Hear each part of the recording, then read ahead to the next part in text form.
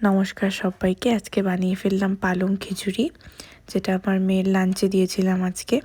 যেটার জন্য আমি পালং শাকটাকে ধুয়ে পরিষ্কার করে কেটে নিলাম, আর খানিকটা পেঁয়াজ আর টমেটো কুচিয়ে রাখলাম। আর এই কেটে রাখা পালং শাকটা আমি 2 থেকে 3 মিনিট একটা পাত্রে বয়েল করে মিক্সিতে ব্লেন্ড করে নেব। আর এদিকে দেখুন, আমার মেয়ে ঘুম থেকে উঠেছে, ও আর কোলে উঠতে চাইছিল, তাই ওকে একটু কোলে নিলাম। তারপর একটা প্রেসার কুকারে খানিকটা বাটার দিয়ে পেঁয়াজ আর টমেটোটা ভেজে নেব।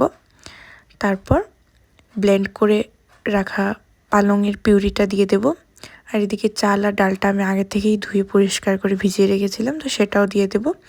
আর হালকা হলুদ আর নুন দিয়ে সেই পালং বয়েল করার জলটা দিয়ে গোটা খিচুড়িটা রান্না করলেই 5 থেকে 7 মিনিটের মধ্যেই তৈরি আমাদের পালং খিচুড়ি, যেটা বাচ্চাদের এবং বড়দের সবার জন্য ভীষণ